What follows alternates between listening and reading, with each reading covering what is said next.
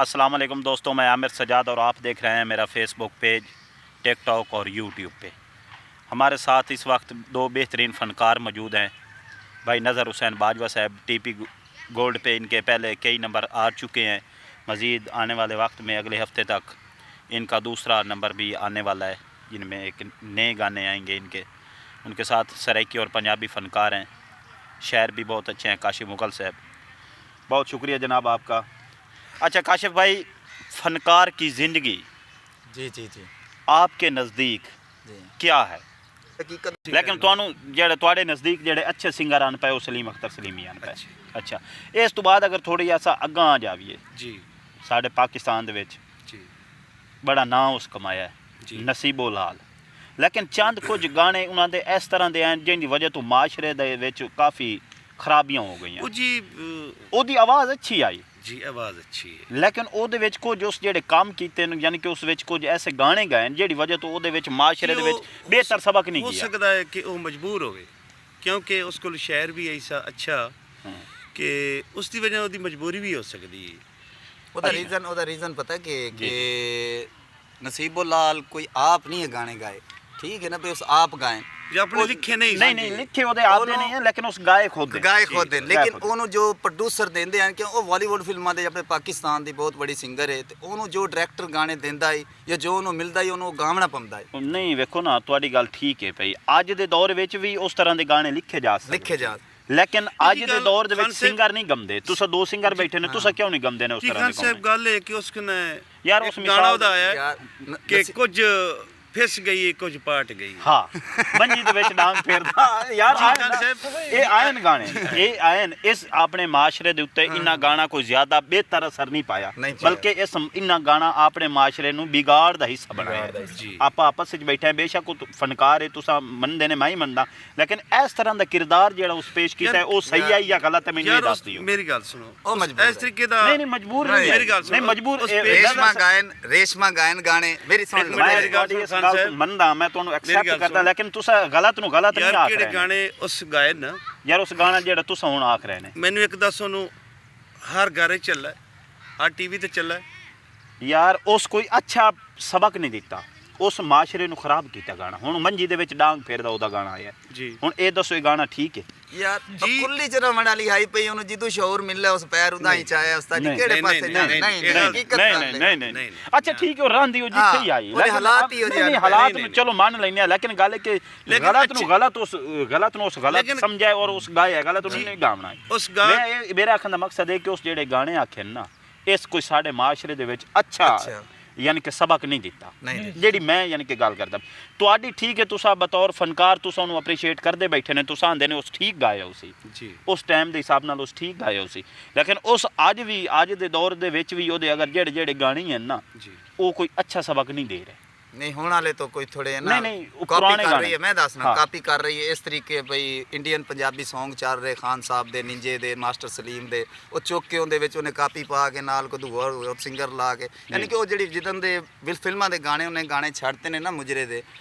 अच्छा जी, मेरे आखण का मकसद सिर्फ ये पिया पहले उस जो गायन बॉलीवुड की फिल्में या पाकिस्तान की फिल्में सही नहीं गाया, लेकिन जदन दे अपने आप सॉन्ग करन लगी है ना, उनको प्रोड्यूसर अच्छा मिल गया, कोई डायरेक्टर अच्छा मिल गया, ये किसी अच्छे स्टूडियो नाल कनैक्ट करके अच्छे नाल किसी सिंगर नूं रलते Punjabi song Indian master Saleem दे, निंजे दे या होर इस तरीके कई ला लो खान साहब होरां दे, उन्होंने जदों दी करके कापी गा रही ना, सन तो बहुत अच्छा लग रही है। एक दो दे कैनेडा ही होए शो बहुत अच्छे चले, हिट आए। पिछले दिनों ਦੇ ਵਿੱਚ ਤੁਸੀਂ ਵੇਖੋ ਸੀ ਇੱਕ ਮਸਲਾ ਚੱਲਾ ਹੀ ਭਾਈ, ਉਹ ਇੱਕ ਮੁਜਰਾ ਚੱਲ ਆਪਣਾ ਇੱਕ ਪ੍ਰੋਗਰਾਮ ਚੱਲਦਾ ਪਿਆ ਸ਼ਾਦੀ ਦਾ, ਉਹਦੇ ਵਿੱਚ ਇੱਕ ਨੂਰ ਜਹਾਨ ਦਾ ਗਾਣਾ ਚੱਲ ਪਿਆ, ਸੋਰੀ ਆਪਣਾ ਇਹਦਾ ਨਸੀਬੋ ਲਾਲ ਦਾ ਉਹਨਾਂ ਇੱਕ ਗਾਣਾ ਚਲਾ ਦਿੱਤਾ। ਅੱਛਾ, ਹੁਣ ਜੇ ਨਾ ਗਾਣਾ ਚਲਾਇਆ ਪ੍ਰੋਗਰਾਮ ਪੂਰੇ ਦੇ ਉੱਤੇ ਰਾਤੀ ਰੇਟ ਹੋਈ, FIR ਹੋ ਗਈ ਇਸ ਆਪਣਾ ਇਹਦੇ ਗਾਣੇ ਤੇ, ਨਸੀਬੋ ਦੇ ਗਾਣੇ ਤੇ। ਅੱਛਾ, ਹੁਣ ਤੁਸੀਂ ਇਹ ਦੱਸੋ ਉਹਦੇ ਗਾਣੇ ਅੱਜ ਵੀ ਮੁਸੀਬਤ ਸਾਬਿਤ ਹੁੰਦੇ ਪਏ ਸੁਣਨ ਵਾਸਤੇ। ਅੱਛਾ, ਉਸ ਪ੍ਰੋਗਰਾਮ ਦੇ ਵਿੱਚ ਸਿਰਫ ਇੱਕ ਬੰਦੇ ਤੇ ਜਾਂ ਦੁਲੇ ਤੇ ਜਾਂ ਉਹਦਾ ਜਿਹੜਾ ਸਰਬਾਲ ਹੁੰਦਾ ਉਹਦੇ ਤੇ ਪਰਚਾ ਨਹੀਂ ਹੋਇਆ, ਉਸ ਪੂਰੇ ਪ੍ਰੋਗਰਾਮ ਤੇ ਕਿਤੇ 40 ਬੰਦਾ ਤੇ ਪਰਚਾ ਹੋ ਗਈ ਹੈ। ਅੱਛਾ, ਉਹਦੇ ਵਿੱਚ ਉਹ ਅੱਜ ਵੀ ਮੁਸੀਬਤ ਖੜੀ ਕਰਦੀ ਪਈ ਹੈ ਆਪਦੇ ਸੁਣਨ ਵਾਲਾ ਵਾਸਤੇ। ਨਜ਼ਰ ਸਾਹਿਬ ਤੁਹਾਡੀ ਕੀ ਰਾਏ ਹੈ ਭਾਈ? ਜੀ ਖਾਨ ਸਾਹਿਬ ਹੁਣ ਉਸ ਮੇਰੀ ਗੱਲ ਸੁਣ, ਉਹਦੇ ਸੌਂਗ ਤੇ ਤਾਂ ਪੁਲਿਸ ਸੌਂਗ ਤਾਂ ਸੁਣ ਤੇ ਨਹੀਂ ਆਈ ਨਾ, ਕੋਈ ਮੁਖਬਰੀਆਂ ਵਾਲੇ ਵੀ ਲੋਕ ਕਾਫੀ ਹੁੰਦੇ ਯਾਰ ਕਿਤਨਾ ਵੀ ਸਿੰਗਰ ਨੂੰ ਨਾ ਦੋਤੀ ਜਾਓ। ਅੱਛਾ ਨਹੀਂ ਦੋਵਾਂ ਦੀ ਗੱਲ ਨਹੀਂ ਕਰ ਰਹੀ ਹਾਂ ਮੈਂ, ਮੇਰਾ ਆਖਣ ਦਾ ਮਕਸਦ ਇਹ ਪਿਆ ਕਿ ਉਹਨਾਂ ਜਿਸ ਟਾਈਮ ਆਇਨ ਪੁਲਿਸ FIR ਦਿੱਤੀ ਹੈ ਨਾ, ਉਸ FIR ਦੇ ਵਿੱਚ ਅਸਾਂ ਇਹ ਵੇਖਿਆ, ਉਹ FIR ਦੀ ਕਾਪੀ ਮੈਂ ਖੁਦ ਪੜ੍ਹੀ ਹੈ, ਉਹਦੇ ਵਿੱਚ ਉਹ ਆਖਰੀ ਹੈ ਕਿ ਇਹਦੇ ਵਿੱਚ ਜਿਹੜੇ ਨਾਜ਼ੇਬਾ ਗਾਣੇ ਇਹਦੇ ਗਾਏ ਹੋਏ ਚਲਾਏ ਨੇ, ਇਸਤੇਮਾਲ ਕੀਤੇ ਨੇ, ਚਲਾਏ ਨੇ, ਉਹਨਾਂ ਗਾਣਿਆਂ ਦੀ ਵਜ੍ਹਾ ਤੋਂ ਇਹਨਾਂ ਦੇ ਉੱਤੇ FIR ਹੋ ਗਈ ਹੈ। ਉਹ ਨਸੀਬ ਅੱਲਾ ਹੁਣ ਤਾਂ ਹਾਜਣ ਹੋ ਗਈ ਹੈ, ਬੜੇ ਕੋ ਹੁਣ ਰਹਿਮ ਕਰ ਜਾ, ਛੱਡ ਦਿੱਤਾ ਪਿਛਲਾ ਦੰਦਾ, ਪਿਛਲਾ ਕੰਮ ਛੱਡ ਦਿੱਤਾ।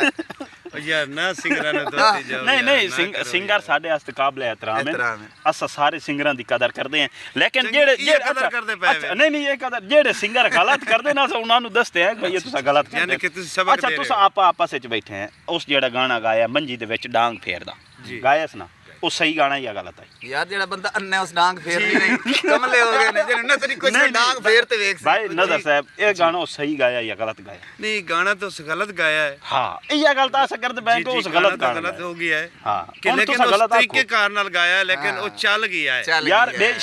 ਵੇਖੋ ਜੀ ਚੱਲਾ ਤਾਂ ਉਹ ਪਿਛਲੇ ਦਿਨ ਚੱਲਦਾ ਤਾਂ ਅੱਜ ਕੱਲ ਚਾਹਤ ਫਤਿਹ ਅਲੀ ਖਾਨ ਹੀ ਬੜਾ ਪਿਆ ਹੈ। ਹਾਂ ਯਾਰ ਗੱਲ ਤੇ ਇਹ ਵਾਗੀ ਬਸ ਉਹ ਕੋਈ ਹੁਣ ਫਨਕਾਰ ਤਾਂ ਕੋਈ ਨਹੀਂ ਚਾਹਤ ਫਤਿਹ ਅਲੀ ਖਾਨ।